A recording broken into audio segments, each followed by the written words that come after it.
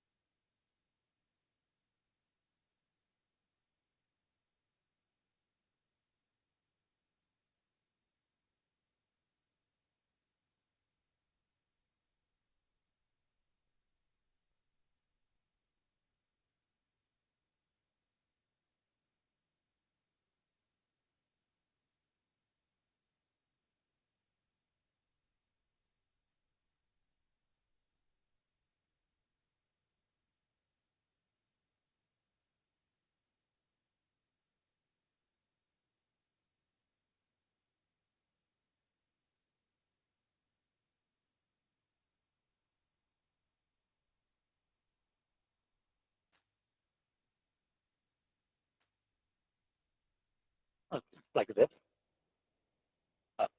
And by the way, if you are here for the movie that the Dallas Public Library usually puts on, that is in the auditorium to the left of it, just in case you want to go with it. So this is just want to put a heads up. No movie right here, as from the auditorium. Um, all right, now that everybody's gotten signed in, we will just call this meeting to order, and I will have Quee come on up to announce our upcoming event.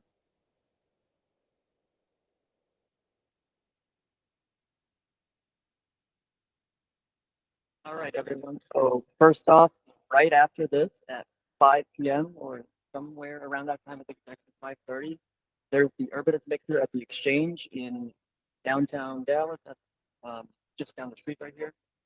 I don't know what's relative. I'm not. The Exchange Hall. Yeah, right there. Next. Okay, so I'm gonna bring up Randy for this. Just a quick thing about the panel discussion that we have coming up on the 2nd. How are y'all? I'm Brandon Polanco. I happen to be vice president of our chapter for the Congress of New Urbanism. I want to thank you all for having me and for partnering with us on this awesome event. It may have to change date if Nadine and Connor have to be down in Austin. We will know on Thursday. But please sign up if it does change, come to the revised date. But we're going to have a panel discussion. The sort of headline are the two CEOs, respectively, of Trinity Metro and Nadine from DART. That's following Connor and Hexel, who was a fellow board member of mine in CNU. You all know him from data. So should be really great. We're going to have refreshments, all of that stuff. Please do register. If we have to change the date, then we will let you all know, and we'll have a week in advance. But hopefully we see you all there, and hopefully we build a great partnership. We'd love to work with you all in the future. Thanks. All right, next up,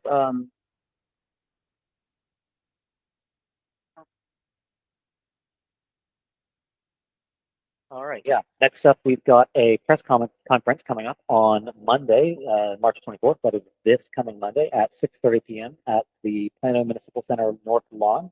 We will be speaking about the ongoing issues with regards to the legislation with DART and what else? Am I forgetting anything about all? Yeah, there's more information forthcoming on that. Tyler is the guy heading that up. So if you have any questions, please direct them to Tyler. You can reach out to him via email vice@org, and he will get back to you on those questions. And then after that, we have the DART board meeting and public hearing. That is on Tuesday, March 25th. We'll be, making public comments there as usual on the various issues. As part of that, that is also the Silver Line public hearing for service, the planned service. We do intend to have comments about that. We think it's important to push for 20-minute service all day or 30-minute service all day. Just anything that's better than 60 peak 30 or 60 off peak 30 feet. That is obviously not going to be a very tenable kind of schedule. So we're going to be pushing for better service on that. Next. We're heading down to Austin. You might have already seen like all the messages I've sent some people, but we're going to Austin on April 1st.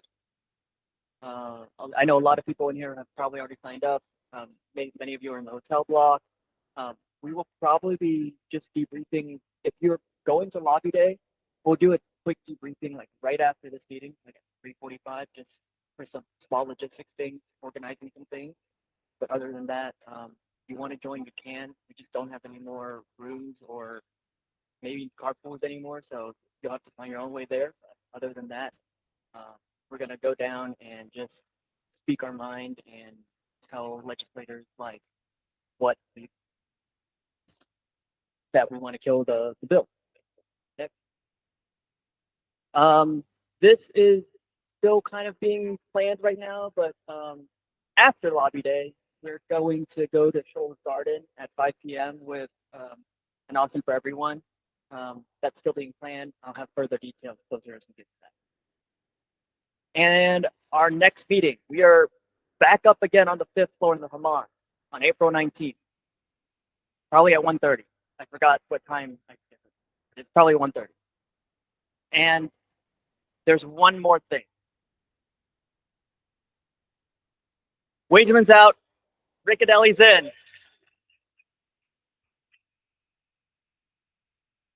I was happy about that slide.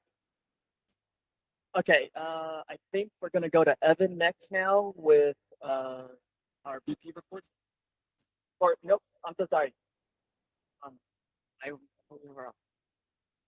Where is? Okay, where's Jay at? Something completely different. So talking about transit and things like that, I think it'd be useful for us to just reflect on what transit means to us, what transit means to other people, especially as a lot of us prepare to go down to Austin to talk, because messages, about information that are useful, but also the messages about how it impacts you, how it could impact others, are also just as important. And so I've invited Dr. Matt Gabbert to this meeting. And she is the poet laureate of the city of Dallas from 2024. Still plenty of time for good poetry and great ideas and thoughts. She has a PhD in English with a focus in creative writing from Texas Tech, with an MFA in creative writing from the University of California, Riverside. A BA in English from Trinity University, where she graduated in Love with honors. Her debut full-length poetry collection, Sex, Profession, Animal, won the 2021 Charles D. Wheeler Prize in Poetry from Ohio State University.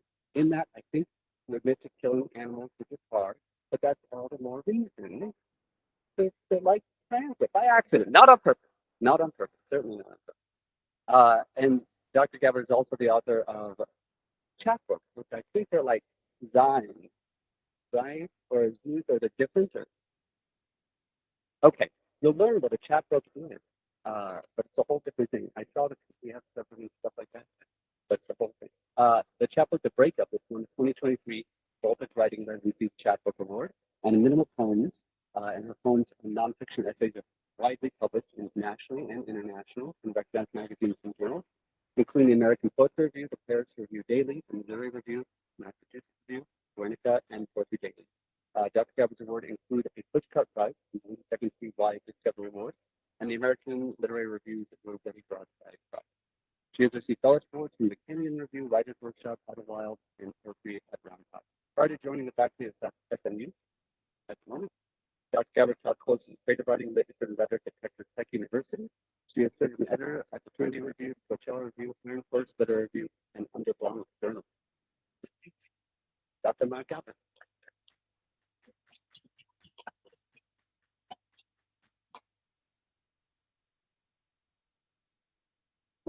Thank you so much for that generous introduction, and probably more info than y'all even ever needed. Yeah, a note about chapbooks. Just why not? So a chapbook really is just, there's, in our world, the world of writing, there's a difference between what's called a full-length collection of work, whether that's of short stories or poems or anything else, and a chapbook length. The cutoff point is 48 pages in your Microsoft Word document. If you have more than 48 pages, it's a full-length book. If you have fewer than that, it's a chapbook.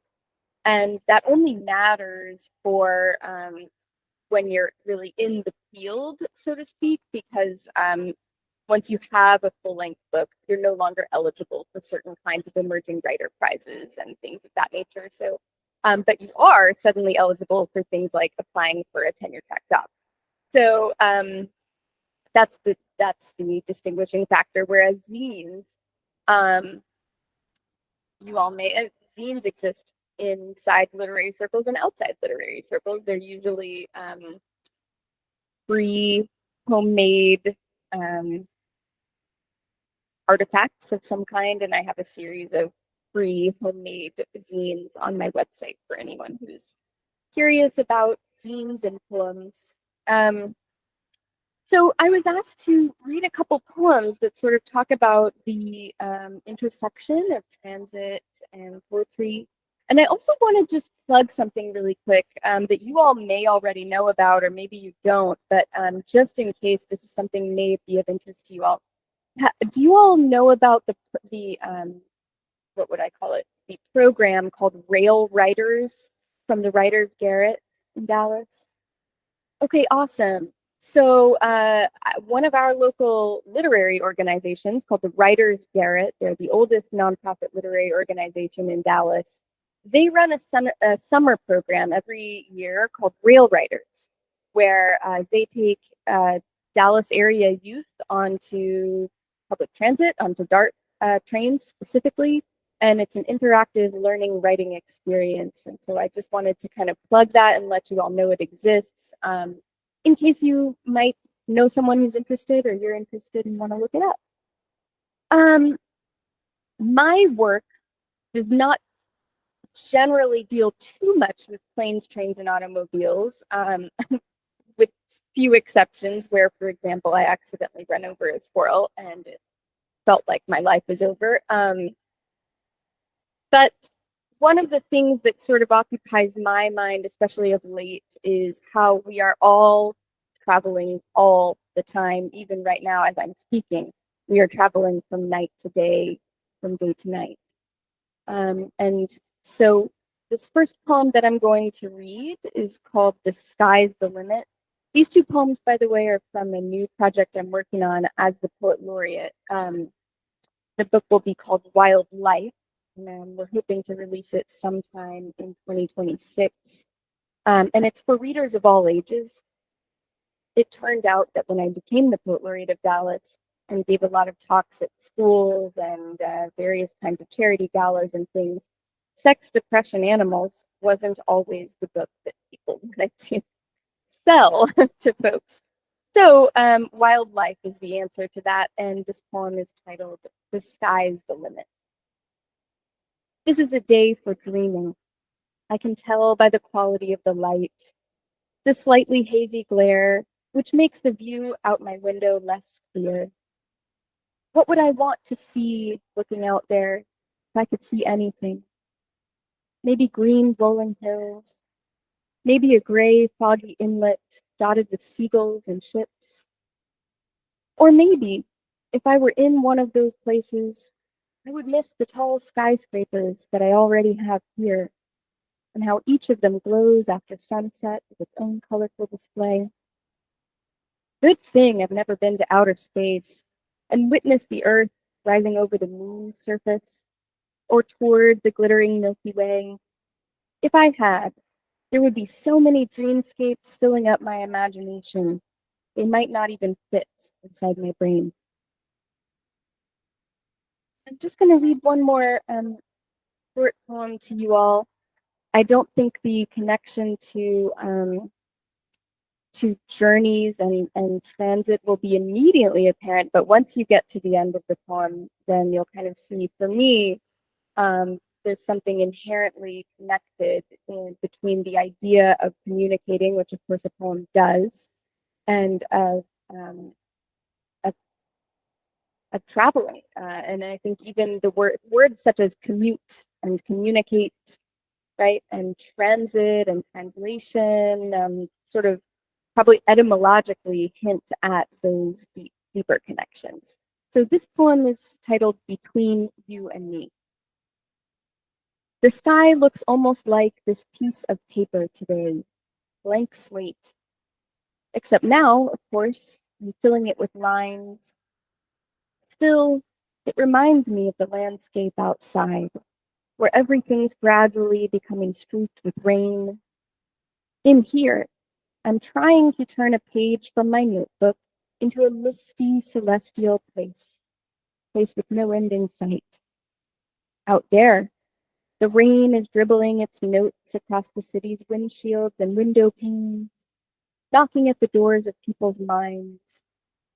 It seems as if we both know the same secret, that each time we communicate, we get to take a brief journey to approach new perspectives, that any message, even this one, can be moving. Thank you all so much for having me.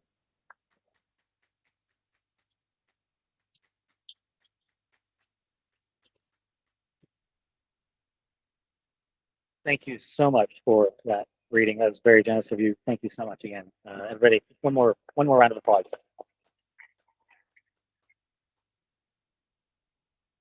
So next, I believe we have Lanicha Hunter from Dart Service Planting. Apologies if I mispronounce names. Here to talk about the filter line, I think, or just service changes. Here to talk about service changes.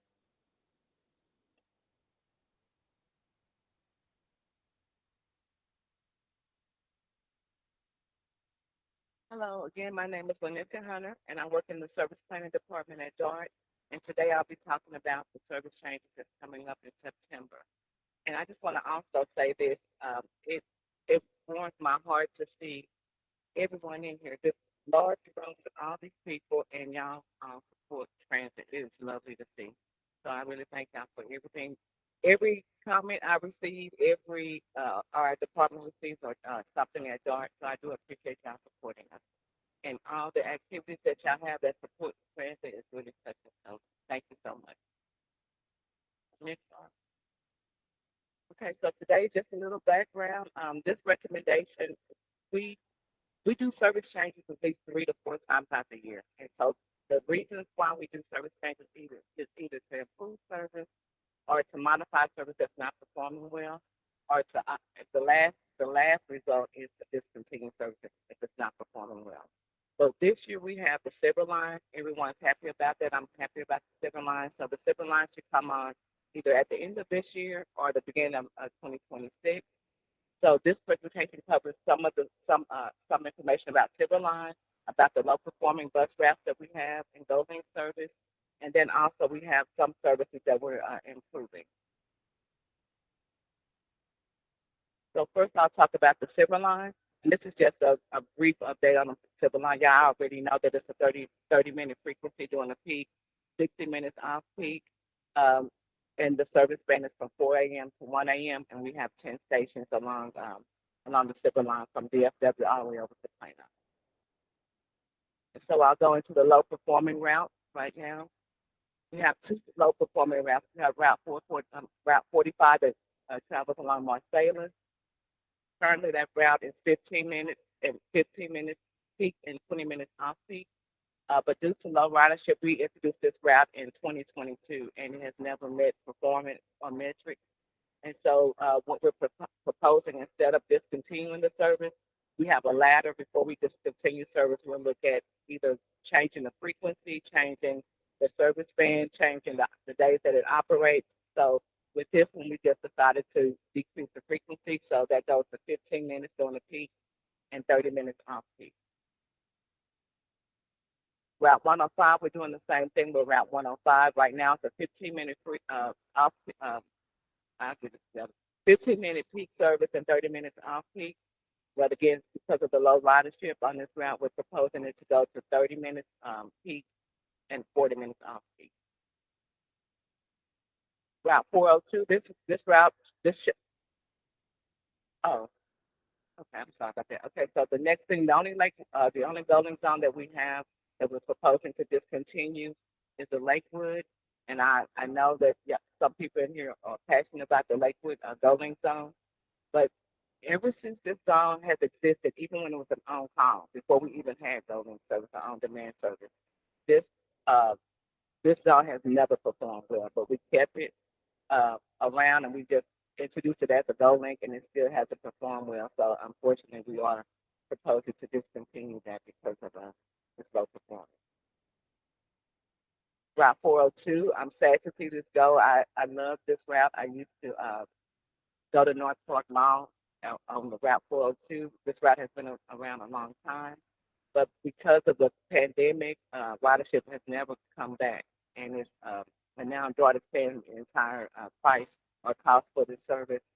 So we're proposing not to discontinue the Route 402.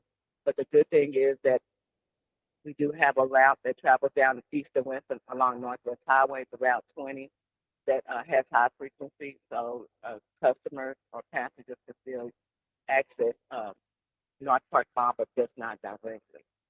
And then I want to I'm gonna do this plug because she just mentioned it in our meeting. But Ms. Phillips did come with a good idea for a walking path in the parking lot to kind of make customers feel secure to walk between Northwest Highway and down to the mall entrance. So, and I know we'll look into that. I may not, but some who will. The planner for this area, I'm not the planner for this area, but that was a good idea. So now I'll go to the phase two service improvements. Unfortunately, we only have one this time, which is Route 241. The 241 serves Plano, Richardson, and parts of Dallas. And right now the frequency is 3040, and it's going to, I think it's down, on the slides, I'm not showing everything, but I think it's going to 1530 frequency. Next one. And so Dart Rise is another program that we're discontinuing. This program was originally created for network with less coverage service and less Go-Link. Not included in current purchase transportation contract after first year. So that means that the cities that were assisting with paying this program is no longer assisting, so it's all on Dart. And so we're proposing, and plus it's not receiving a lot of ridership as well. So we're proposing at the end of the summer in June to discontinue Dart Line. So this is the timeline. Right now we're doing the pre-public hearing, which is March the 25th, that y'all mentioned in the slides earlier that y'all attended. May 2025, we'll seek board action. And then June, Dark Life discontinued. And then if everything goes to plan in September is when the service will be the services that I mentioned to you will be implemented. And that's my last slide. Does anyone have any questions or comments? Okay,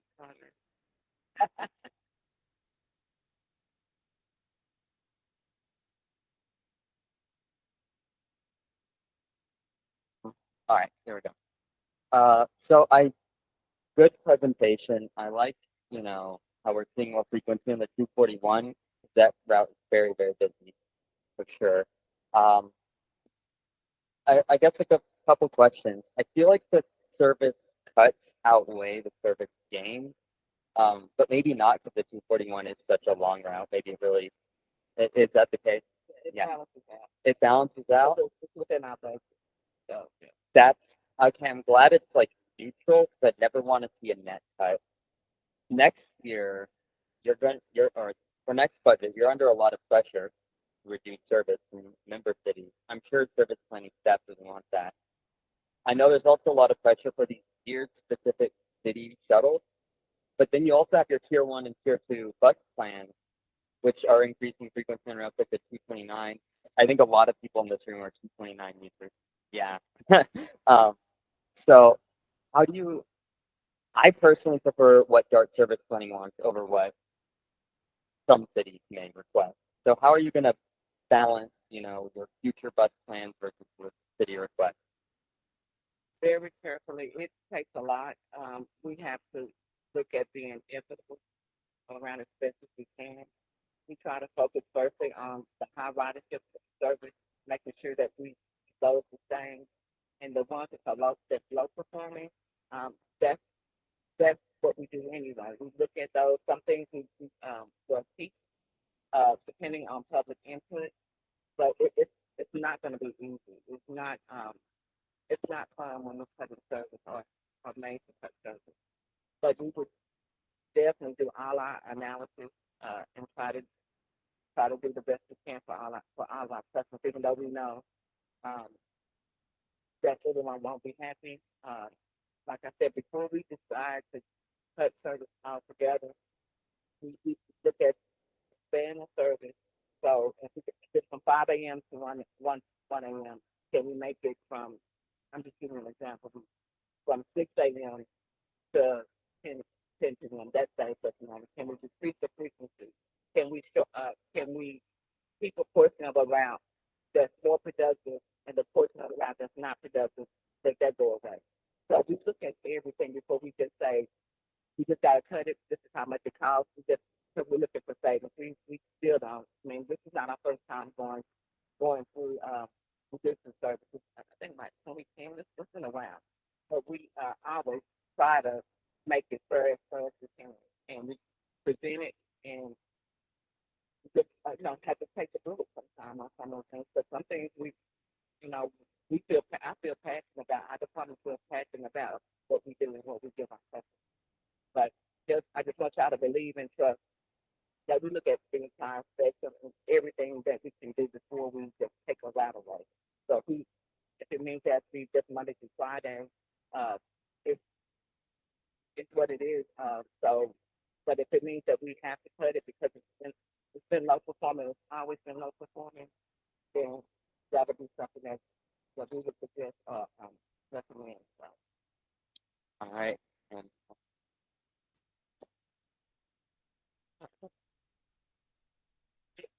Once I leave out, because yeah, and just so you know, we will try to fight any general mobility programs.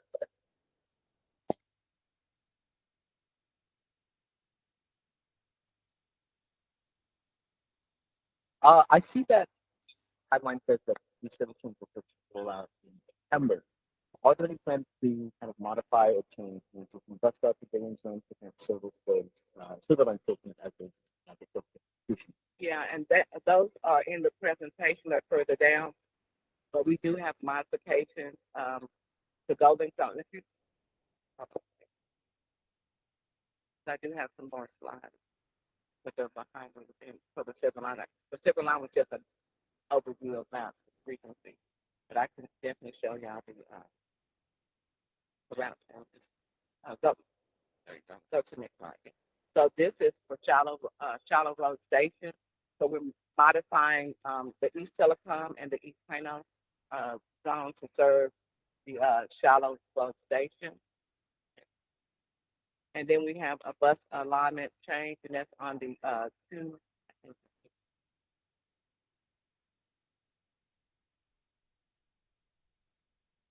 And modified to serve the 12th Street station. And then you have this is just a posted picture of yeah. Then you have the UTV station. Currently, you have the 244 already. So, but it just kind of circles the station because there's no way to go in right now. So we just modify it to feed into the station. And then you have the Knoll Trail. This has already happened where we take the service away Knoll Trail. So that route is realigned to serve the Knoll Trail station. And then the downtown Carrollton, we're modifying. We're modifying.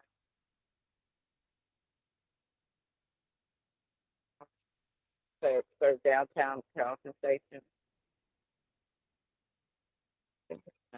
So those are all the civil line station where we're modifying either go links or bus service. But that is that's part of this service change for September, but it may not roll out until we won't roll it out until the the center line actually opens. Going back to the Dallas station, I know the 232 and the 80 also for that water purpose. Are there going to be any changes in that routing? No, sir, because the station is about a block to a block and a half from where the 883 and the 232 alignment is. And when you detour or modify a route, you to feed into the station, the timeline and the connection, well, not the connection, but when you detour it, you're detouring customers from a straight alignment. And part of the 2022 redesign was to make service more direct. And if you can walk a block or two, then that's within our service standards. So that's why we didn't feel that we should feed into the UTD station, especially with Route 883. 883 is a busy route, and it stays packed. So we just, and we did talk to UTD to see if they wanted us to modify the 883, and it was like, no, just keep it because the way it is, because it's so busy. And so, and students are trying to get to the school or to class. And just that deviation could be a 5 or 6 minute deviation. That's for the bus to go up there and turn around and come back down. So we just chose not to speed it and just say, hope they can use the 244 or they can just walk a couple of blocks.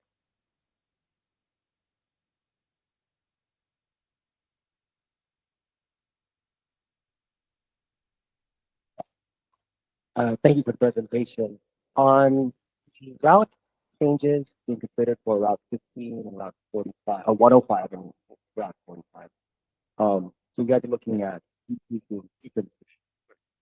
Um, before you guys go as far as decreasing frequency, have you guys looked at adjusting the route uh, to see if any minor or moderate adjustment to the route itself would affect ridership? For example, I used to live right outside the 105 stop. I was in that lowest Greenville Henderson area, and the 105 was actually a lot closer to me than the Route 3.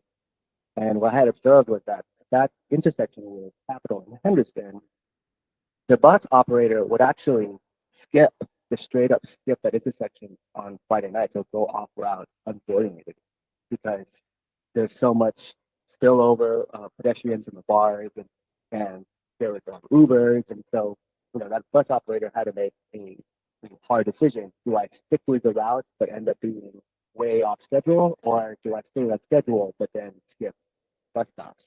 Um, and then there's the fact that the 105, it's depending on which direction, it's half of it that the land area around the route is eaten up by the highway to minimize usefulness.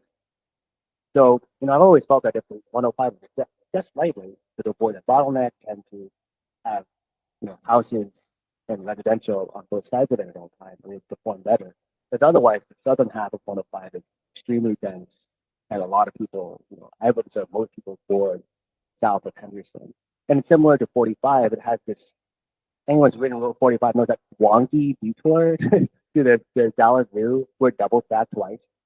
So, looking at these routes, there's some seemingly obvious flaws with the routing that could be adjusted slightly in order to improve the route's usefulness and efficiency. So have you guys looked at adjusting those routes for refining those routes or for reducing frequency? Yes, we do. We look at everything, and even with the stop that you like the example you gave that the drivers get stops on Fridays or whatever. That's why we give a route time to mature. Uh, give it 2 to 3 years, really sometimes 4 years before we even consider making any changes to it to see its performance. But what we do before we, like I mentioned to Connor, is we do a list of things. We look at ways to, is there somewhere else that we can put the alignment on? What's new in that area? What has gone away? So should we put it on this street? Should we put it on that street? In some areas, it's hard to serve, especially on that on the where Capitol and Henderson and where the 105 goes. So I'm pretty sure the planner looks at modifying service before, because I'm not the planner for those 2 routes. But I know what I do for my service. I know I look at everything. I look at the alignment. Can I put it somewhere else? Can I shorten it like I mentioned earlier? Can I get away with a 30-60 frequency? Or can we do a 20-40 frequency?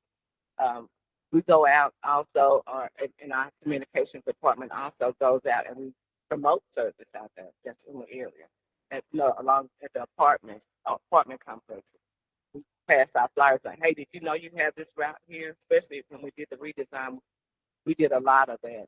We put it into the water bills. We had got with the cities, and they helped us promote the route. And sometimes, even when we do all that, it still doesn't survive. And but we try our best to do everything we can to put service, to keep service. So, but I can ask the planner if they look at modifying anything under 105, because I don't know. So I would assume they did.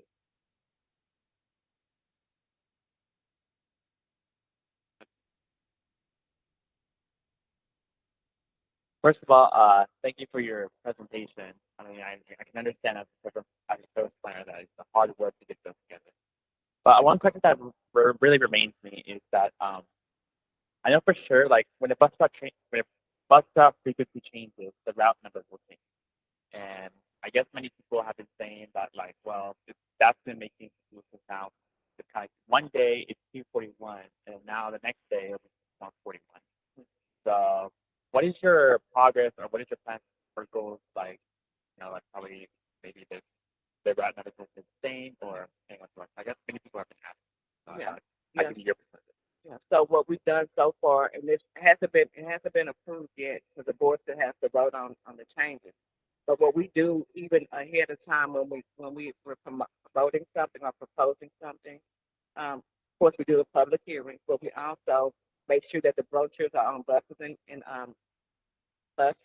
and trains. We try to go to the divisions so the operators know and understand what we're doing, and to pass that information out to the customers or let the customers know, hey, in September, especially when it passes, in September, this route number will be 141 and not 241. So, and then we have my communication and marketing department that does materials. We post it on dart.org. We there's some I definitely it's been my plans already to let Plano, Richardson, and Dallas, the cities that's affected by the change, uh, to let them know, hey, this is what's happening to 241. Congratulations, you're getting more frequency, but we're changing the route number because of the way the route is designed. It's no longer a 200 route. So, but yeah, and what we used to do, and I don't know if we're going to do it this time, but in the past, we used to go out like on the day of the change and be at the station and let the customers know, hey, this is it's because the route is going to stay at the same base, but the number would change on the bus plate. We would no longer see 241. So we'll go out there the Friday before the actual service change and let them know, hey, Monday, if you get here Monday, it'll be a 141 or whatever the number's going to be, whatever they agree upon on the board approves. So yeah.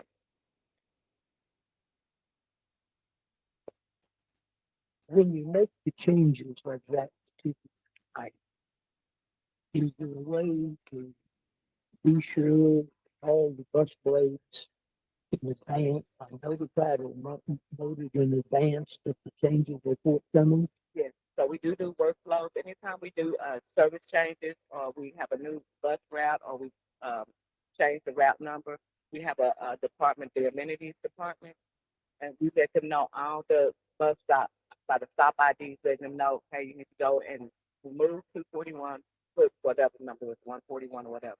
So yeah, they typically do it like that. We ask them to do it over the weekend when the ridership is light, but sometimes they'll be up way before service starts and go out. It depends on how many blades they have to change, which is going to be quite a few for the 241. So they may do it over the weekend. And sometimes they do weekend work. We try to have them not to do it too early because we still have customers that's looking for 241 because 241 is still in service, for example. So we do communicate and get it organized with our amenities department to go out and kind of stuff. Thank you, Aisha, for coming to our meeting and sharing this information. No problem. Thank you for having me. All right.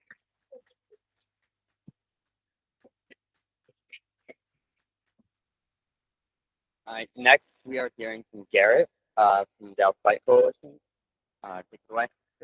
Yep, thanks. I am a board member of the Dallas Bicycle Coalition and a member of DATA. And I just wanted to tell you guys real quick about something coming up, which is we're still working on the exact branding, but the idea is it's a urbanist get out the vote day. It's Sunday, April 27th, and the location and time is to be determined. But the idea is that we want to show political power. I don't know if you guys, maybe some of you are only involved in data, if not most of you. But data is actually part of. There is an urbanist community in Dallas. There's a lot of us. There's a lot of us that are in multiple organizations like me. And if we can all get out and show that, there are a lot of us that care about walkable neighborhoods, affordable housing, good public transit, safe and vibrant streets, and bike-friendly communities, and just vote as a block, we can scare the shit out of some politicians.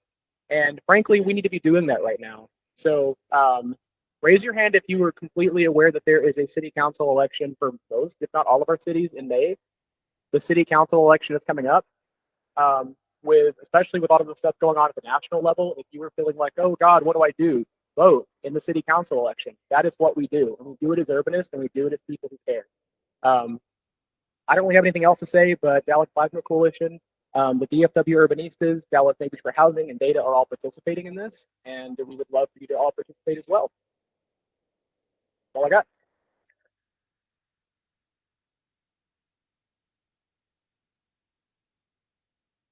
All right. Next, we will be speaking of local elections. We will be hearing from a candidate. You can find her website. It's Priscilla for Irving, and yeah, she wants to speak to the group. Take it away. Hi, good afternoon. This is my first data meeting, and I'm really well informed. As Connor mentioned, I am running for City Council District 7 in Irving. My husband and I are raising our son behind Baylor Hospital off of 183 in MacArthur.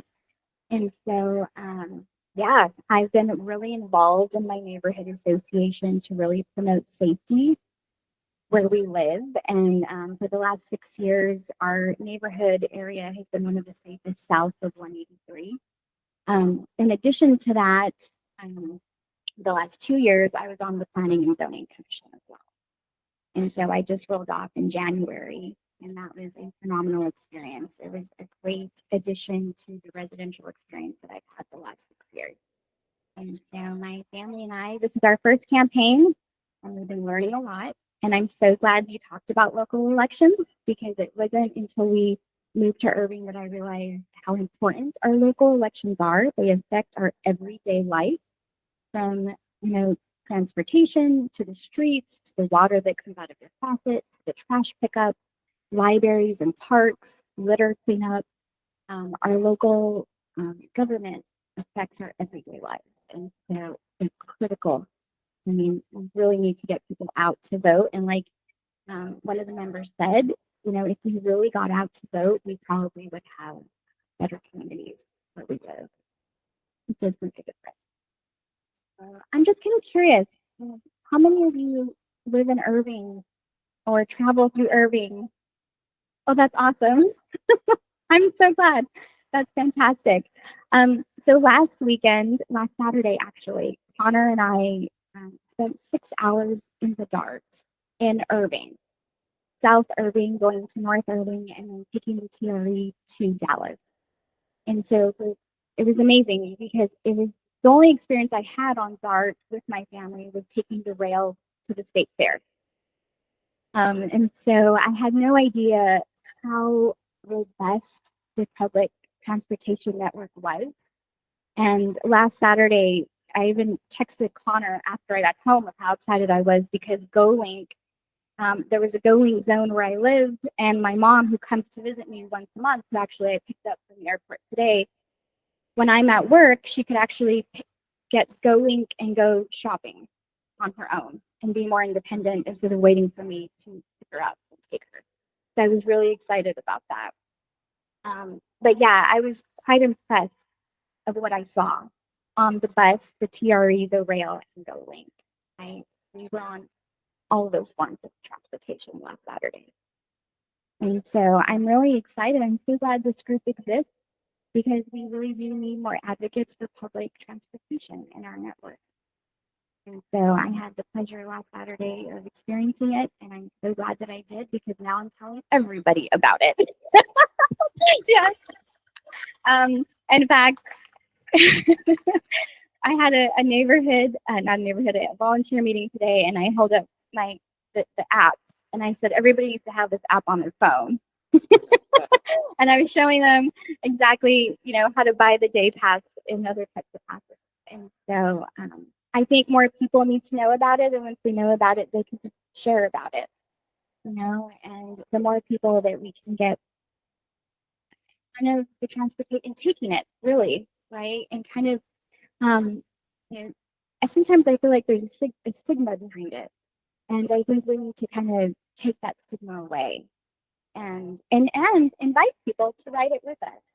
So I'm really glad that Connor was open to that. And so now I definitely will be inviting people to ride it with me. So they too can learn the system. Thank you.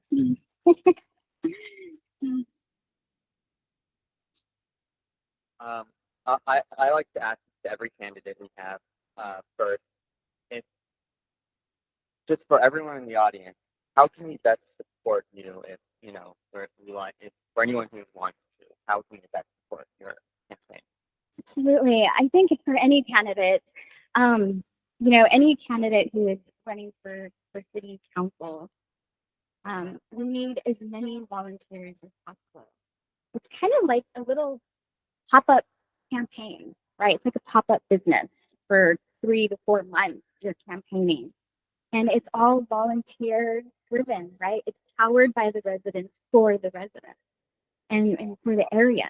And so for us, at least I know for my campaign, the volunteers are crucial because we go door to door. We have 1,100 households in our district that we have to go and interact with, right? And talk about how to better our neighborhoods and public safety.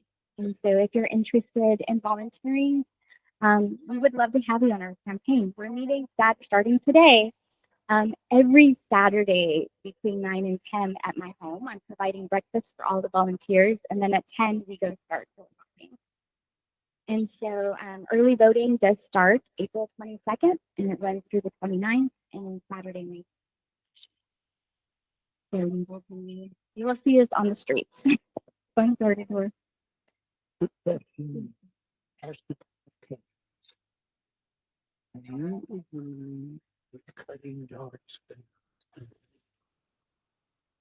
As you ask that, 'cause I know that's been particularly sensitive in Irving, and not just in Irving. So, for me, no, I do not believe in cutting funds for DART. The residents of Irving, citizens of Irving, voted multiple times to have public transportation in our city. And the voters have spoken, and I support that. Do I support making the routes more effective and efficient? Absolutely. Right? Because, in our Saturday ride along, there were some times we did like 40 minutes, other times 7 minutes, sometimes 10 minutes. And so what I saw, which people, one thing I learned last Saturday, and people are real quick to say, like, oh my gosh, we have all these empty buses driving around town. Right. And so on Saturday, which was probably one of the slower days, I didn't see empty buses. I saw moms with their kids, grandparents with their grandchildren. I saw young adults in uniform to go to work. We saw people that were, tourists that were, going into Dallas and back. So I didn't see empty buses that so much is talked about. I saw something very different.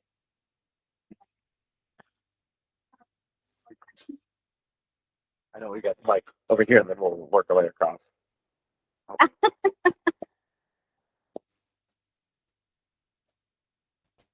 Yeah. Thank you so much. I'm a Dallas resident. Otherwise, you would definitely have my vote. But how can you, as an elected official, as a city council member, use your platform and use your position there to not just be reactive to what is happening, but to actually be proactive and help kind of shape the narrative and educate the public on like you said, like I want to take people with me. I want to show people that there is the system, there is public transit here. How could you do that? How can city council members do that?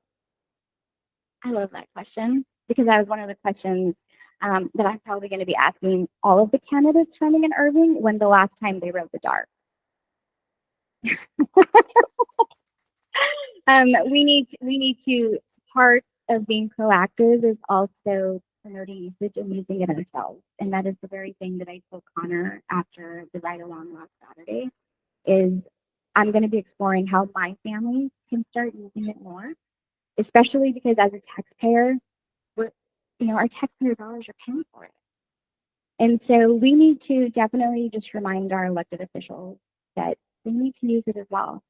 They need to help be proactive about it as well. We need to lead by example.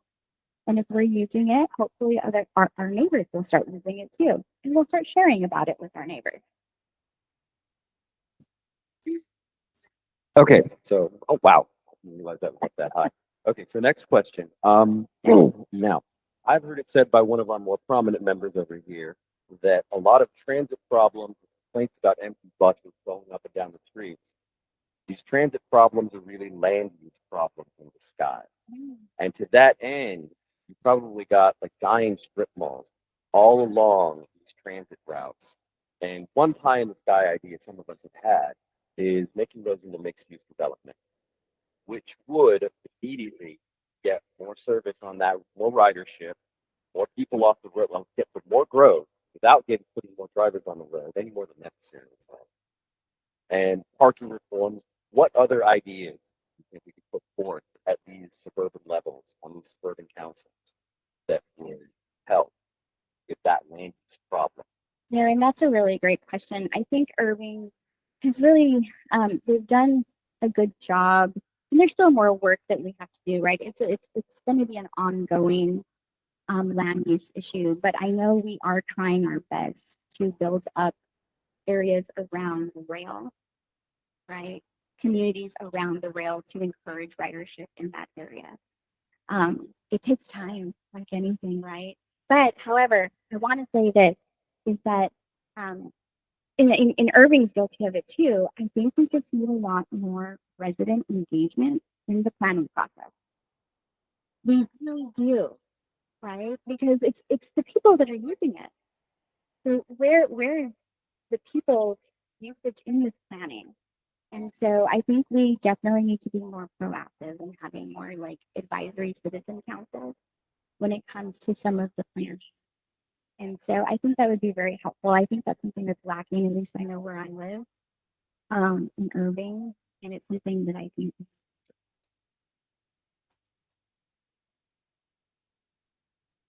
Thank you for joining us, Brandon Polanker here. If I understand it correctly, I think you're the city, and you obviously would have been involved, but toward the end of a comp plan update and a unified development code effort, and I'm wondering if it may be incorporated in those, but what are your thoughts on micromobility, on last mile connectivity, and intra-city? There's only so much rail, right? And I'm a big fan of TOD, but where we can't have TOD, have more good land use, walkable, denser communities that take development pressure off suburban, low density communities, but also provide that opportunity for other types of connectivity. That's a great question. Every community is different, right? And so I can tell you where I live in District 7, the residents are very vocal about not wanting so much density there. And so again, every community is different, every district is different, and it's really based on the needs that the residents are expressing. But do we need more innovative solutions? Absolutely, right? And it's Texas in general, population is just growing, and we have to really start figuring out how we're going to provide housing, transportation, right, and walkability And so that's something that we definitely have to consider in the plan. Absolutely. And again, we need more citizen input, right? Because sometimes our elected officials need to be disconnected from what citizens are facing. So, no, I'm definitely for innovative solutions. I think there has to be a balance with the existing residents and how they want to see their community grow. I'm always very conscious. Oh,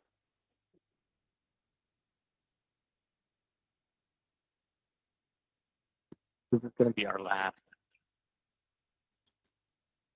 I am Phyllis Silver. I wish I lived in Irving. I live in Addison. It's so great to hear you talk. All of this past week, I've been seeing and hearing on the news about the big controversy of resorts. It's going to be going up, and I think this would be a perfect opportunity to, look at the public transportation for there, because it looks like some kind of development will come about over there. yes, Irving has been in the news the last week. Public transportation, I think, will be it's in Irving, and it's definitely going to be needed as Irving continues to grow. And I know that development is still in progress. However, man. Thank you so much. If you have any questions, I'll be here. So please come up, and I'd love to talk to you some more. Thank you. Oh, my last name? Oh, yeah. My last name? Oh, website, PriscillaForIrving.com. The word echo.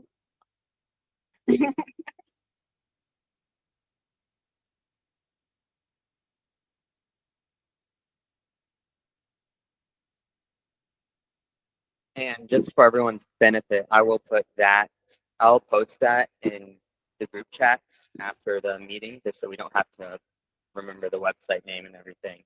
So yeah, check your phones for that, and you can, from there, learn more about Priscilla. So on to my report. So I'm just going to talk about Lobby Day, and also all of this information about Lobby Day is going to go up after this meeting. I'm going to share it with all of the Lobby Day participants. So there's 3 arguments we are going to go down to Austin and make, primarily. Depending on the way the conversation goes, you may have to change your arguments a little bit, but for the most part, this is what we're going to talk about. 1, this is a local issue, does not belong in the state. These are local sales tax dollars. Why does Houston get to have a say in how Dallas funds its transit system? It's not like it's the state's money, so it does not belong in the state. That's argument number 1. Argument number 2, the service cuts would be really, really bad, and in this argument, I want you all to talk about how this will personally hurt you. Like my bus will get taken away, or my commute will get longer. It'll be harder to travel. And then argument number 3, this jeopardizes federal highway funding and FEMA funding. This argument is the most complex one, and I'm probably going to have to, over the next week, meet with all of the team leads to break it down further. Next slide. Okay, so background. I won't go over all this. DART's funded by 1% local sales tax. Does not come out of the state sales tax. It's voter approved. There are 13 member cities, and the majority of them are pro-DART, and the majority of the population resides in the pro-DART cities. I use pro-DART. Really, that just means they're against this legislation. So, Dallas, that's already a majority. A majority of the DART service area was in Dallas. Dallas is legislation, but so is Richardson, Garland, Rowlett, Carpro, Hill, Glen Heights. Plano's the city most behind this legislation, and while other cities have expressed interest in cutting DART or reforming its funding, I haven't seen anyone support this legislation as much as the city of Plano. So next slide. More information. DART's ridership has grown every single year for the past 4 years. They've been hiring more police and security, and the new Silver Line is going to bring a lot more value to Plano, because Plano complains about the level of service they get, but they're about to get a lot more. And why are cities doing this?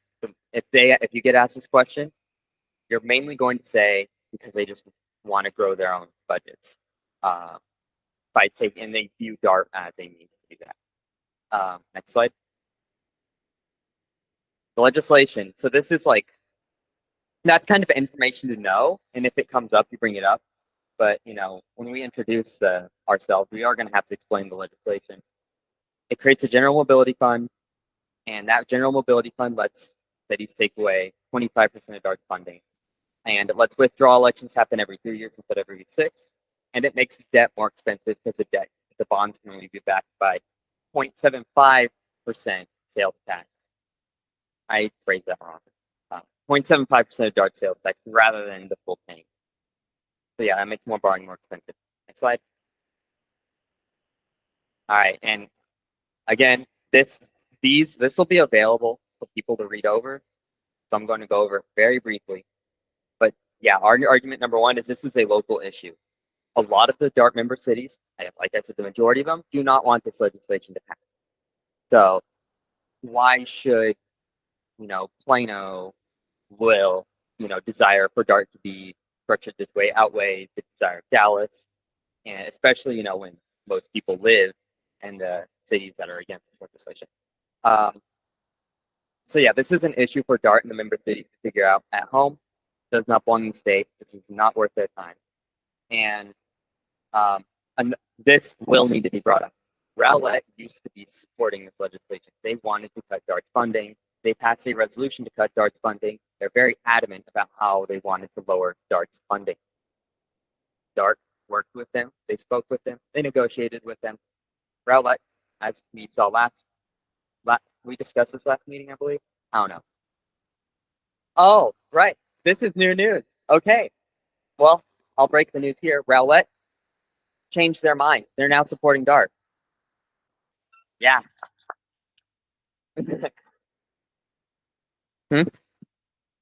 Yes, unanimously. Their council unanimously voted to support DART's funding, and their city council was really talking about how this legislation will really hurt DART and how they do not want to see it happen.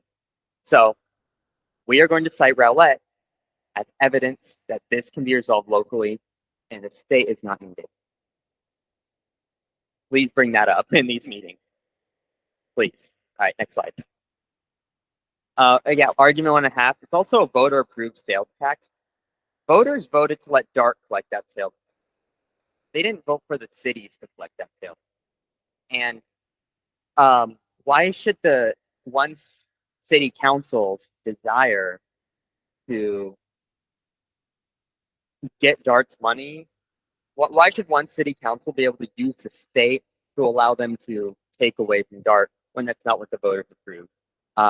That's the gist of the argument. I think it'll land well with these, lawmakers. So next slide. All right, service cuts. We've talked about this before. 19 bus routes eliminated. TRE service suspended. 30-minute headways on light rail or worse. And same for buses. Most buses will come once an hour or at best every 30 minutes. 7 going zones eliminated. 17% of rides that are taken on paratransit would no longer be possible because of the amount of cuts they have to do to paratransit. So, and this is where you again bring up your own personal experiences using DART. Next slide. Okay. So DART cuts hurt the whole region. It jeopardizes our highway funding. It jeopardizes our FIFA funding. I have a very detailed set of notes, and when I share this slides, you'll be able to click it and learn more detail. Please follow up with me. I'm making myself available most of next week so we can discuss this and review it. We understand it. Michael Morris, though, has a video. Can we watch this video? What are the Michael Morris will potential explain. harmful, I believe unintended, hopefully no one Yeah, if the intends audio. these, but our mobility plan has to be finished by. Oh yeah, okay. So before we watch this video, let me explain. So it's cite Michael Morris. He is the director of transportation at our Metropolitan Planning Organization, or the MCT COG. Most of their staff will know what an NPO is. And Mike Morris has a lot of credibility because he's responsible for this region's federal funding allocations. Yeah, 13 different counties. It goes beyond the DART service area. So this guy, the most credible person in the entire region to be speaking on this issue. That's important to communicate and talk about these concerns Michael Morris is about to raise with the legislators.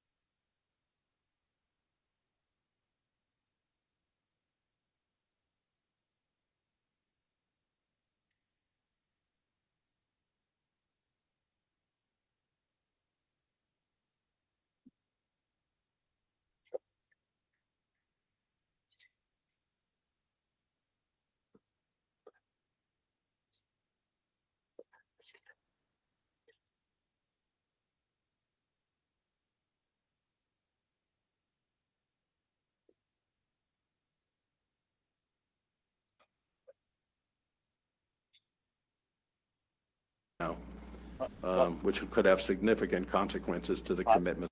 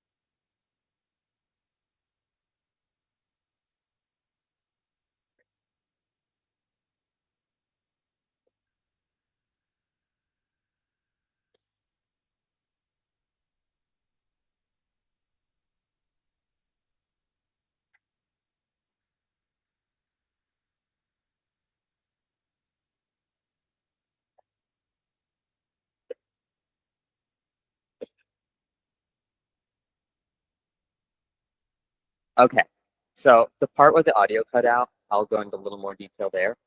Yeah, basically, Michael Morris went to the FIFA board of directors, presented their transit plan. The FIFA board of directors liked it and gave them $500 million to help with transportation around the World Cup. And I think that's not just for transit. I think it's for the whole holistic transportation plan for FIFA. And it was contingent on being able to deliver transit and being able to having these DART services.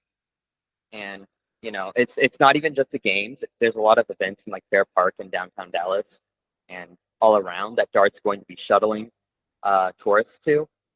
But if this bill passes, we're now not able to upend our deal, our side of the deal. So this entire region, this 13 county region, far beyond the DART service area, would lose $500 million. And that's on top of the potential freeway sanctions from the Clean Air Act. That's on top of the their mobility plan being disrupted by the funding cuts, and they'd have to go back to the feds, and that would take a whole year. And that's on top of lots of federal formula funds.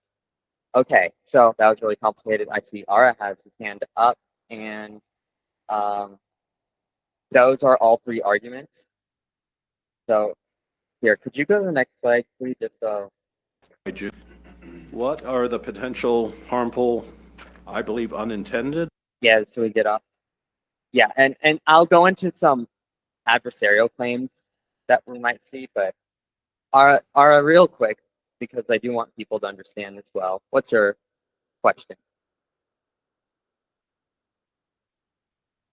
I heard the people who support these anti-DART bills might not like the FIFA World Cup. Like from I think mixed info work on Wednesday. Interesting. If there's more, I mean, I guess they may not like how. Okay, we're actually. So Evan just told me that's going to be covered in later. So, any more questions about these three arguments? And again, I will send out slides and I will follow up. I will be taking questions all week and meeting with people, calling them. So it's okay if it doesn't. But yes, we got another question here. It's probably more something to think about for you over this coming week. In regard to the specific individuals with whom we will be meeting, just, what are their levers, right? For a certain representative, argument A may hold more water than argument B. So is there an understanding of that? Not to necessarily answer now, but My personal gut feeling, and honestly, I can't say every staffer or lawmaker is going to think about things differently. My guess is arguments 1 and 3 are going to land more with the conservative leaning legislature, the fact that this is a local issue. And a more moderate conservative, like, might also be sympathetic to the service cuts argument. My guess is that this federal funding argument is going to be effective with everyone. Local issue, that's probably going to be really appealing to a lot of these small government folks. And the service cuts, that's probably going to be very effective to these more urban legislators, these lawmakers who live in more urban districts. So I think that's my gut feeling. I mean, if you represent a rural area, you probably don't know much about what service cuts mean because these issues aren't super relevant. But you do know that, hey, this is government overreach, or this doesn't belong in the state, and they're typically sympathetic to them. Connor, first off, I want to say this is fantastic stuff. Doing your homework on this, as always, is highly appreciated. But also got to get outside of our own heads for it. And in lobbying to this, they've got to realize how we can fix this to the average voter. And somebody who's never going to set foot on transit still cares about their commute. And if you let them know, hey, this is going to make your commute worse, right? And if you're feeling the squeeze right now, this is the same argument that I made at the DART Council board. Oh, yeah. Exactly. And somebody who is feeling squeezed on the cost of car insurance, on the cost of their car note, on the cost of oil changes, tires, all of that, is suddenly trading down. They might have to trade down to a more used car. Somebody who's on a used car is going to get down to a beater that's not quite as roadworthy. And then somebody further down might be looking for DART, and then you're making that alternative less viable. So this is beyond just us. We need to make it clear to them as well that this is for the average voter who would never set foot on rail, a pocketbook issue and a frustration issue on their community. Good point. So, due to time constraints, I think that we definitely need to mention that, and more directly, this affects federal funding for highways. So, like even that alone too, yeah. Yeah, so we can talk about traffic and federal impact on highway funding. So even if they're skeptical of transit's ability to reduce traffic, I'm sure they're not skeptical on the ability to capitalize on DOT money, right? Now we have some adversarial arguments to bring up. Are you all familiar, to show of hands, with the Ernst & Young study? Most people are. So it's complicated. Oh, it's so complicated. But Plano is bringing up this number where they believe it only costs DART $44 million to provide services in Plano, yet they pay $109 million in sales tax. So what Plano says, and there's probably some truth to this claim. I don't believe the discrepancy is that big.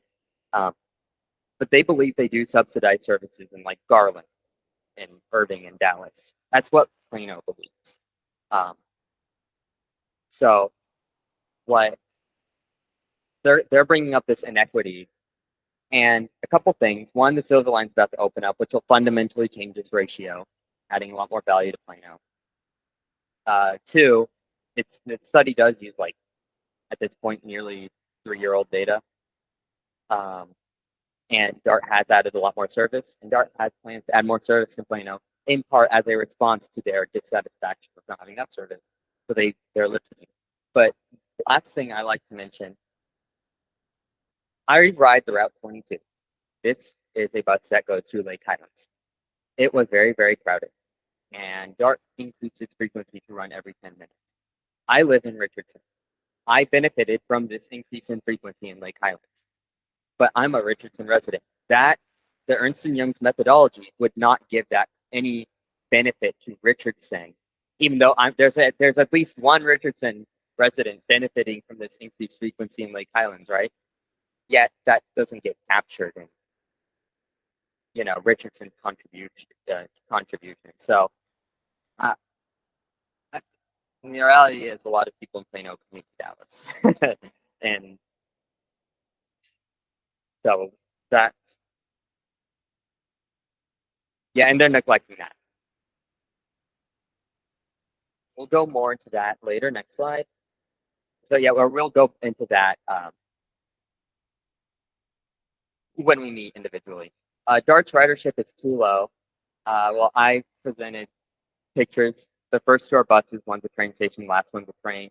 By the way, that train picture is not during the state fair. Every time people it's only busy during the state fair. I think this was a normal Tuesday. Thank you, Warren, for the picture. But if they say DART's ridership is low, just respond back saying, well, it's been growing for the past 4 years. It's really not. The routes that they do have are definitely not like low ridership, with some exceptions. And as we saw, service planning works with those. But yeah, I mean, that's what we're just going to point to. It's like, well, it's been growing for the past 4 years, and not by small amounts either. It's been like 13% one year, like 7% another. So really good growth. Next slide. Yeah.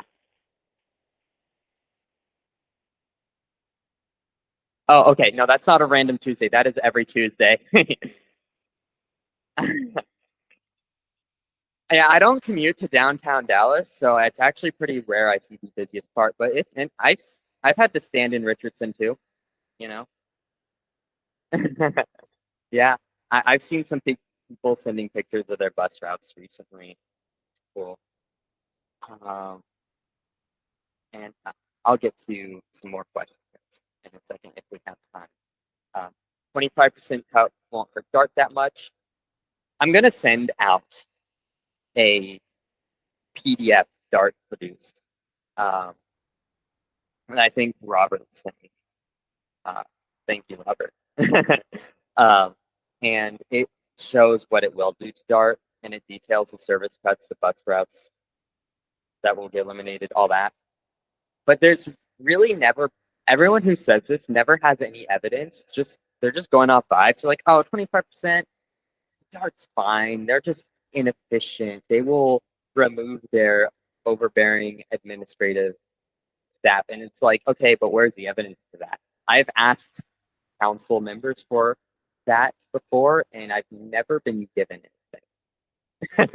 So I'm not convinced it exists, and I really do think this is like a vibes-based argument with no supporting evidence.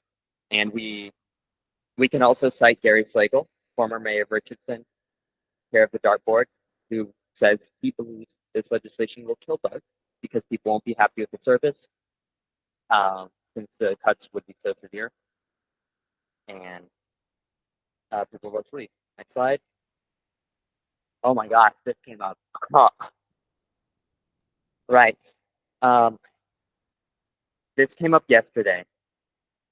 So, as a compromise, DART is considering a 5% general mobility program that would only go to 4 cities: Plano, Farmers Branch, and Park Cities. So Highland Park. The reason why is because those are the cities that are being not getting their money's worth in Ernst & Young, even after a Silver Line build out. So, well, this proposal is changing all the time, and it's been. Anyways, this will be talked about in the next board meeting. They're not gonna actually implement this at their next board meeting, but they're going to pass a resolution stating they support a 5% GMP. The reason why there's the GMP being General Mobility Program.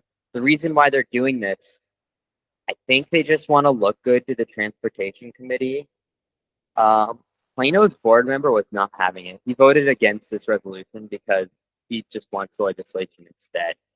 I think that's going to look bad on them because they have an unwillingness to compromise.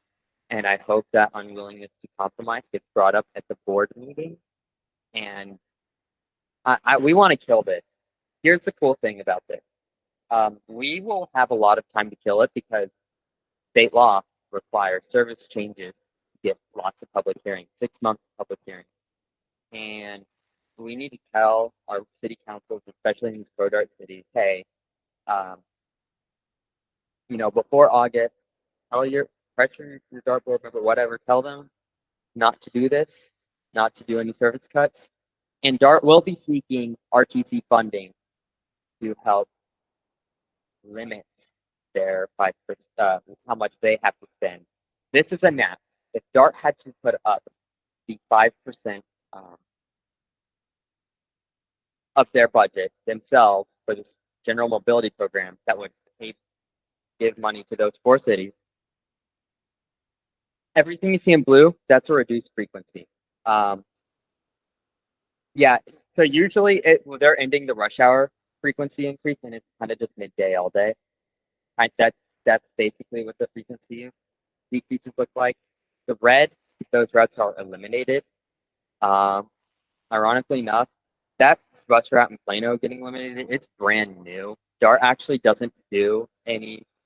They have a 2-year period after they introduce a bus route to let it establish a base of riders before they really evaluate its performance. So this bus would be killed before it reaches that 2-year period, which is crazy. They want to kill the some express buses, the one in Garland, and Addison. I guess Addison, you're just gonna have to take the 239 instead.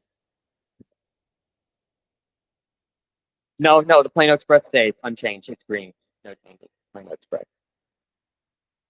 Yeah, no, you're good.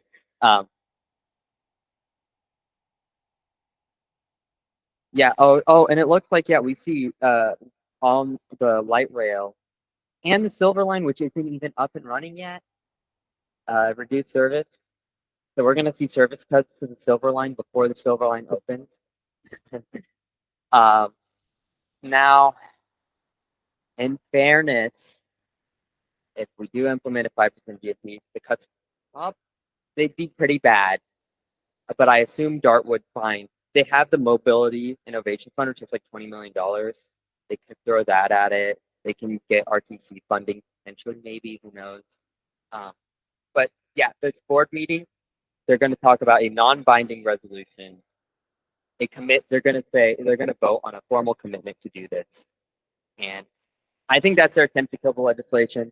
I'm upset about it because I think I would rather than just gamble and assume the legislation will fail and try to kill it than reduce their service. That's my take. I don't know. Yeah.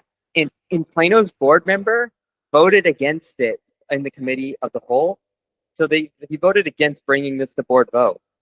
And this is meant to appease Plano. So maybe, I don't know. No, Wageman's gone. It's, yeah, the new guy. You got to watch this board meeting. Plano's new board member is funny. And he's not because he's trying to be funny, but I'm sorry. It's because like Mark Enoch is just so fed up with him already. um, I think he's maybe, I think he probably messed up honestly because now the RTC is going to look at them and be like, oh, you're not willing to compromise Plano. I think from what I can tell at that meeting, he messed up real bad, but I don't know. Maybe he didn't. Maybe it's all part of his plan. Maybe he wanted to make Enoch mad.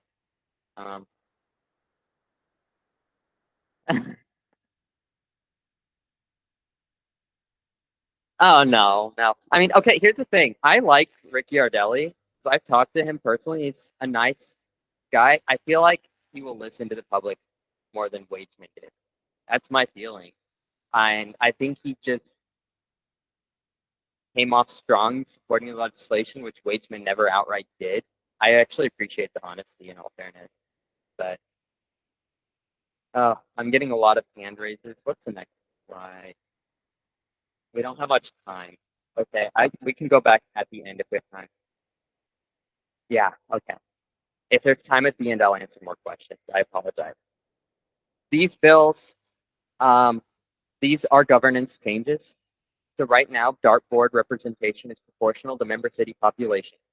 So if you are, let's say your city is 20% of the DART service area, your city gets 20% of the board's share, which is I believe, a fair and equitable way to do allocation. But some cities, especially small cities like Farmers Branch, Parkville Hill, they share a board rep. So they don't have like a dedicated member. This bill is a one city, one vote. Dallas gets 3 votes. I think we worry about this bill later because, next slide. Okay, April 2nd, April 3rd. The committee hearing in the Senate for the bill, rumor is it'll be April 2nd. Our lobby day, we're going down on March 31st, sleeping, and then waking up to do lobby day on April 1st. So this would be one day after lobby day. For those who'd want to testify against this bill, I took the time off. I haven't bought a hotel for it yet. I'm just waiting. On Thursday, we'll know. Yeah, I would recommend if you want to testify, take the time off now. If it doesn't get assigned to committee on April 2nd, you can just cancel the PTO or whatever you want to do. Or cancel your time off request. April 3rd, I think there's less of a chance, but it might be heard in the House on April 3rd. And we just realized this recently. Thank you, please. Yeah, I mean, House committee, to be clear. Yeah. So it might hit our transportation committees very soon. And we will only know 5 days before it happens. And we will all be a lot of us will be in Austin the day before.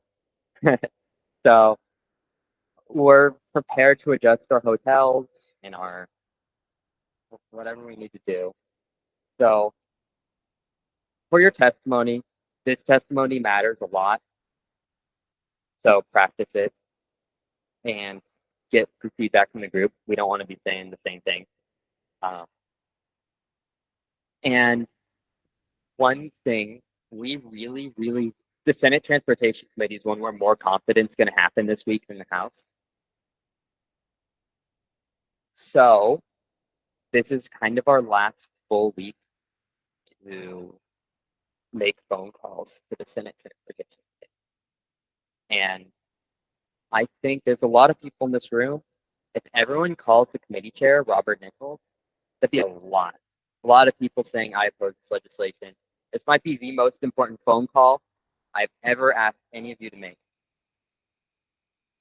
Put a reminder on your phone. Everyone do it. Call Senator Nichols' office on a weekday. Yeah. And we'll get more into that. So okay. Perfect.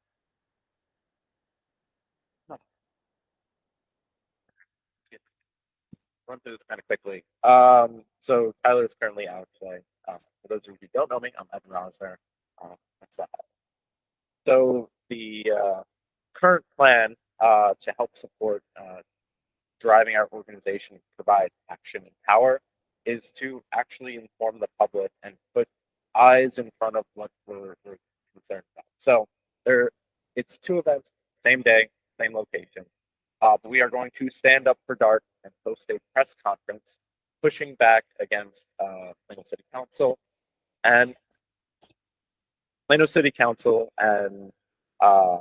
the Plano DART board members that are advocating against DART and advocating for this legislation. So we are going to host a couple people.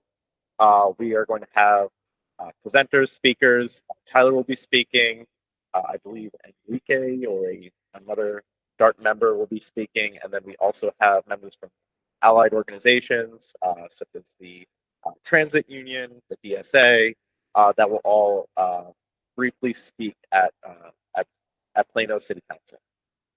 So the press has been invited, and Plano is aware of the event. So if you want to attend and you want to help show support by bringing signs and providing a meaningful show of support to the organization, this is this upcoming Monday, March 24th. We will meet slightly before 6, I believe, is the plan to show up, get set up. And then 6:30 will be the press conference. Next slide. Then we are going to sit down for DART, where we will all proceed into Plano City Council, and we will show our support and show our opposition to these aggressive anti-DART actions. So we want to fill out their chambers. Please try to show up. Please try to show an intent.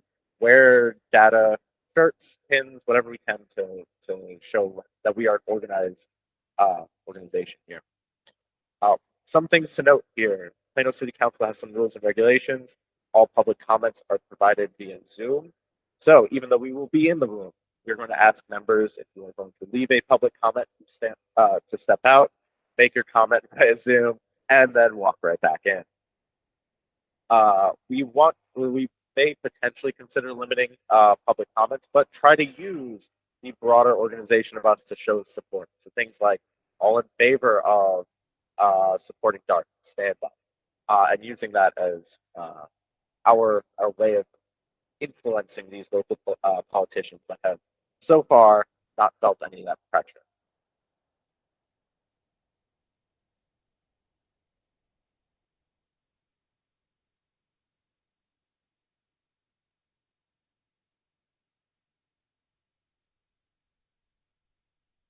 Correct. So we are looking for Plano residents to provide these public comments and to attend. So if you are a member of Plano and you are free on Monday evening, please let us know, and we'll try to organize to get you to Plano City Council.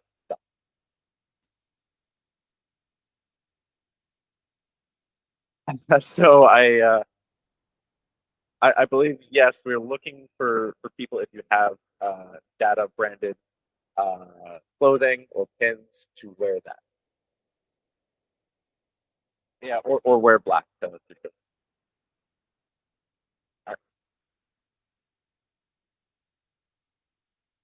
Hi there. I will keep it short and sweet. The presentation is not on this. Just try to advance it.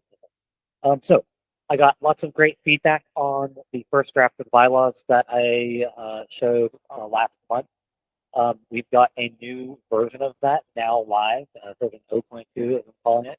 It's available at this top QR code right here.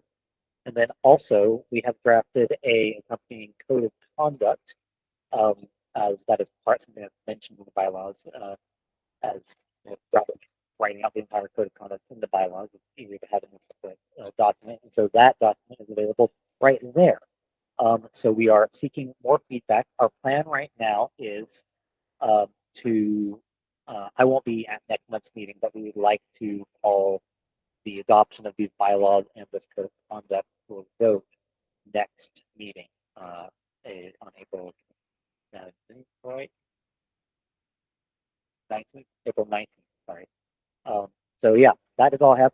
We do also have a stack of copies of the prior version with some very helpful edits. It's not the most up-to-date version, but it's fairly close. It's somewhat mostly synonymous. Thank you so much to, as stated, Brady for his comments that you'll see in there. Very helpful, very helpful. So if you'd like to get a copy of that, we have those up here. If you just want to have a paper copy to look at it, you can also compare, like, oh, so this is what the previous draft looked like, and here's how it's changed from that to now. So yeah, feel free to contact me if you have any questions or comments about the bylaws. My email is secretary@risersdata.org.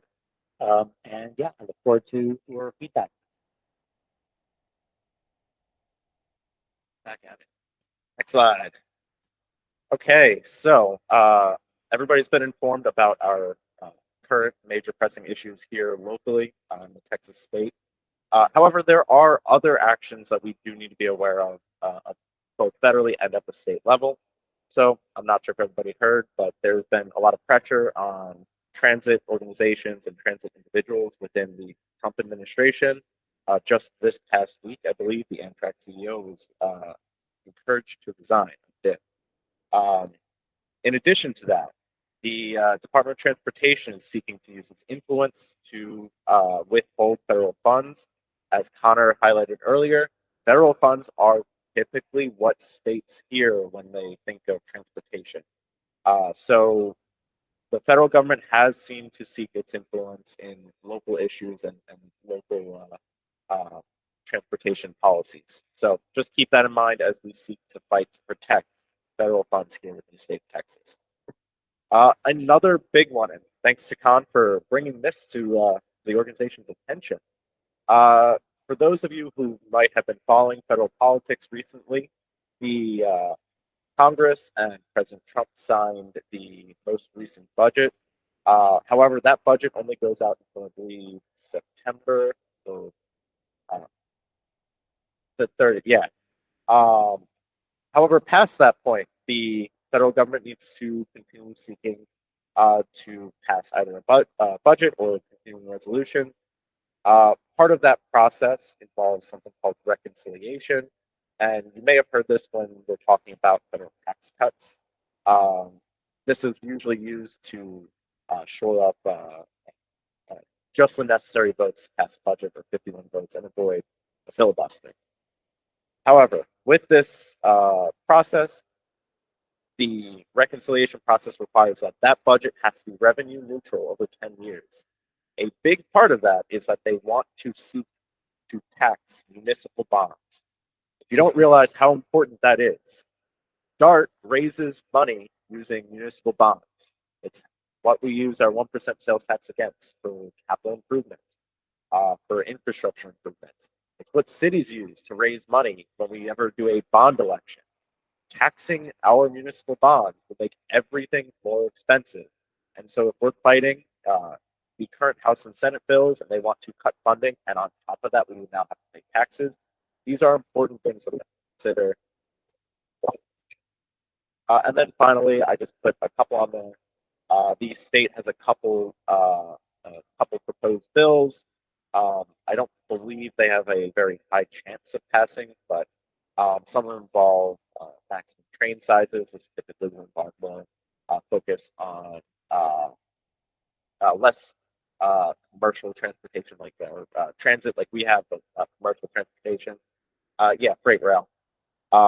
There's also bills to support and oppose high-speed rail, as well as, for those of you who aren't familiar, currently Texas has a state constitution, but a vast majority of the DOT funds or state transportation funds have to be spent on highways, and there's a bill to propose to clarify that to include transit-oriented development and transit. So, not a quick, not high hopes on some of those, but they are being proposed. Side. Okay. One other thing I wanted to really highlight here. So while we are very organized, the best way for us to actually seek to influence and reach our goals is to be the politicians. Thank you, Priscilla, for taking steps like that. However, I think we are all very aware that that's a very difficult and lengthy process, and it does require standing up for what you believe in and putting yourself in front of the larger committee. The only reason we are facing a lot of these issues right now is because Matt Shaheen and Angela Paxton have official power and influence here in the Texas State Legislature. So that's one way to encourage us to gain political power. However, there are lots of open opportunities to influence local elections. Running for city council is just one of many opportunities. A very easy method is to support your local parties. I'm going to caveat this with we are a nonpartisan organization. So if you are a Republican, if you are a Democrat, if you have county parties, you have local parties, join, advocate for those. The county parties have what we call precinct chairs. There are over 400 open spots for the Dallas County Dems. There are over 600 open spots for the Republican GOP or the county GOP. These are spots you can apply and be appointed tomorrow. So I recommend if you are interested in working in politics or in influencing local politicians, look up your precinct. Look up your precinct chair. If you have one, see if they've done anything. If not, and it's open, apply and start to influence a lot of these local parties to support transit and transit advocacy here. And I think that is, oh, one more slide. All right, so we talked about regional coordination. So this past week, I was with Community Design Fort Worth at their transit mixer. They are organizing like we are. I believe to answer the question before, we had a couple comments about how FIFA might not necessarily be the argument that supports the politicians that are currently opposed. However, I believe our constant advocacy for the main arguments of it's a local issue and it's a federal funding that we are interested in protecting, those are at least more powerful arguments than supporting just FIFA directly. Although money does talk, $500 million. And then I have, I think, yes. And as everybody can tell, we do have second elections coming up. So that is May 3rd, 2025. That is the local city elections. Tom will talk a little bit more about that one. And yes, you're registered to vote. If you are not registered to vote, register to vote. It's not really a question anymore. Exactly. It is. If you are eligible to register to vote, I'm going to throw that one back out there. I was a VDR. Got to clarify that one. So the last day for you to register to vote is April 3rd. It's a month before the official election. So check your voter registration, then register to vote if you are not registered. If you voted in the last election, your registration should still be active. And then finally, so we will have a candidate questionnaire. We will send it out to candidates like Priscilla to help us inform our members and the broader community of who our candidates are and whether or not they support transit here in the Metroplex. I plan to have that posted by the end of weekend. So if you'd like to participate in reviewing that, similar to reviewing the bylaws or whatnot, join the Media and Government Relations channel, the group me or the Discord, and I will have that posted and we will be able to discuss through the kind of questionnaire. It is designed to support any parties or any party or any kind of interest. I believe. Quick question.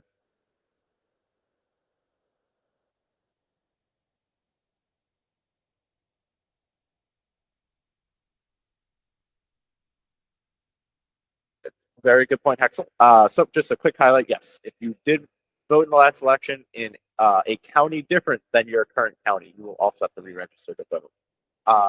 If you have lived in the same spot for the last year and you voted in November, pretty good. Move in December. You can check with me. I think check with Tom. We can help you figure out whether or not you're voting or ready to vote. Please. That's it.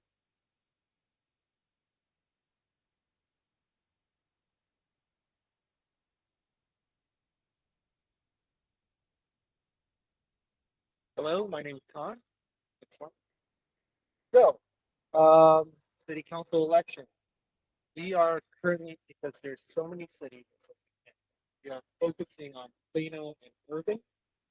So what we decided to do was we have we have a lot of Plano residents, we have a lot of Irving residents in our membership roll. Um, and and we will contact those residents for future updates, what they can do as local constituents to help push the candidates that we believe will help our cause. And as a quick note, you might have heard that Shelby Williams resigned from his seat in place 5, and that's going to. You can clap. So that is, they are going to have elections in May 3rd. It's a late edition. Registration for candidates ends in 2 days. So we'll find out who actually managed to get their signatures to be on the ballot, and we'll update everyone about that. But the other positions that are open, it's place 2, 4, and 8 in Plano. Mayor Munns is running unopposed, so there's nothing you can do about that. And in Irving, there's a League of Women's Voters.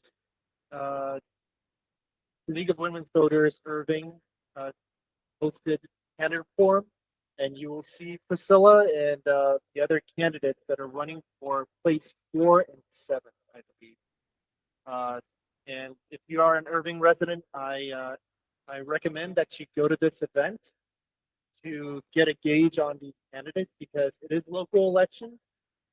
There is a lot of media tends to focus on the federal first, maybe the state, but hardly any on the local.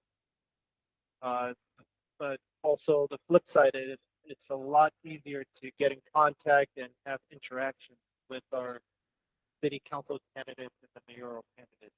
So I recommend you to at least go to this candidate forum on April 15th to find out what their position is in terms of public transit.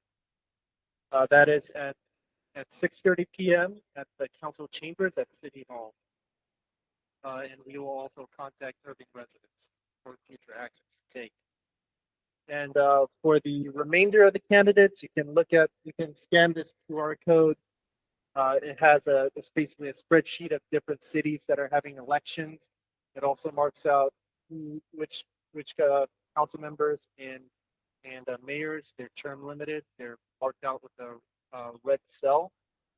And just bookmark that. If there's a city that you're interested in, like say Farmers Branch or Addison or any of the other member cities, you can find out who those candidates are.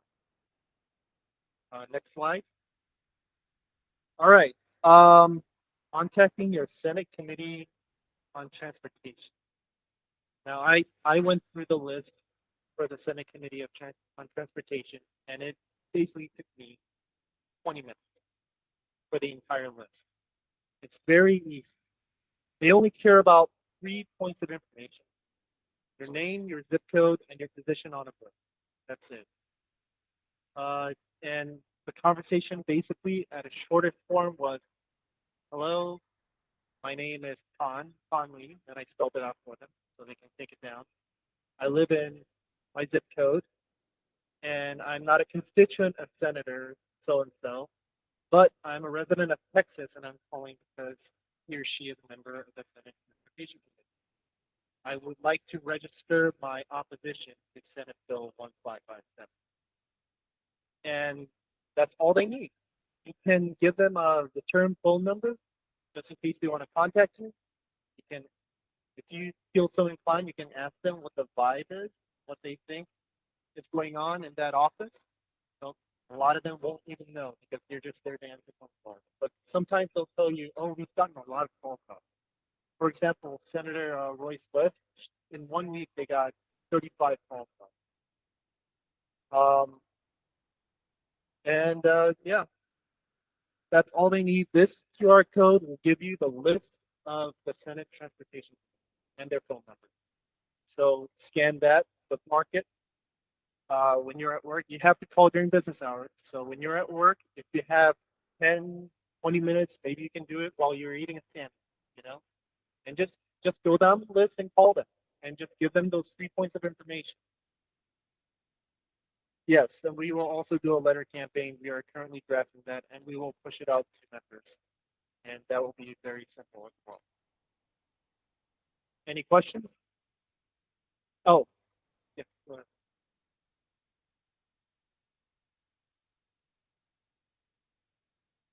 I was just gonna say, some of you probably just be wary of the script. If you are a constituent, you do need to tell them. And there are a couple transportation committee members who represent Dallas and Fort Worth: Nathan Johnson, Royce West, and Bill, and Hagen. That's pronounced Hagen Booty. Oh wait, is that actually how it's pronounced? Yes. Oh, I thought. I know. Okay, Hagen. Sorry, I apologize. Hagen Booth. In the list, I put the pronunciation in there too. I didn't know that. Okay. So those 4 Senate members, if you are their constituent, tell them because that means more. Otherwise, if you're not a constituent, at this point it doesn't matter. We just gotta let them know we do not like this bill. That was my only comment. Okay. Any other questions? No. Next slide. If you don't think they're listening, they are. One of our members sent just a simple email, right? Action Network. So it's a canned email, wasn't it? Right. Yeah. So it wasn't personal email. It was a canned email, and Angie Chen Button responded and sent him a physical letter thanking him for his attention, and and she said this is a concern for her. They are listening. They're not. It's not just screaming into the void. It's all getting logged. It's all getting voted on to affect their decision.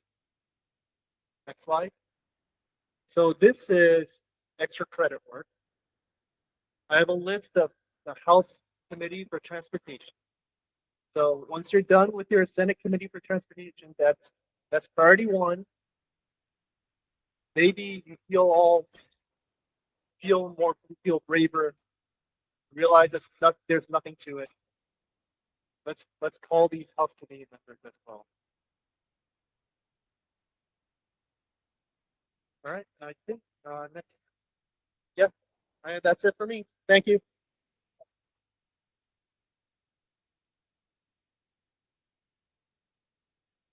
Hey y'all, apologies for coming in a little bit late. I'm Rohan. Once again, this is just to everyone in the room.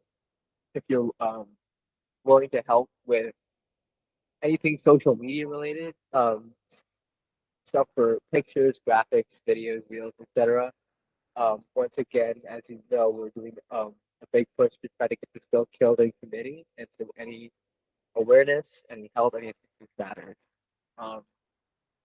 At the exchange, for the exchange, the mixer that's happening after at around 5, I'm thinking about doing like a little on the street interview type of thing where I interview people in this room, people who attend the event, just your issues and your opinions of the bill. I think that would be, yeah, thank you. Thank you. Yeah, anyone who's interested, come to me. Yeah, thank you. And yeah, it's support in numbers. It's really what matters. Yeah, and it's fun really put it. And numbers matter in this effort. Um, I guess that's it. If anyone who wants to reach out to help with anything with Instagram, with social media, please reach out to me. Please reach out to Daniel, and please. Thank you.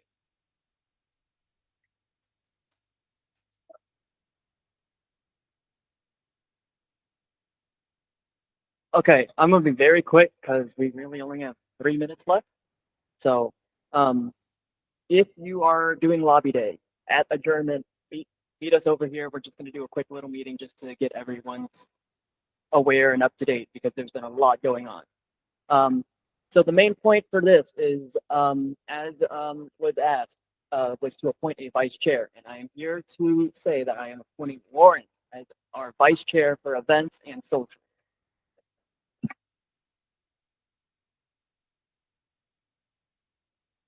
We're doing lobby day and calling, and what you do? Stay on the call. That's it. And then after this, it's adjournment. So, you want to adjourn? Yeah, we have no other business, so meeting is adjourned. Thank you.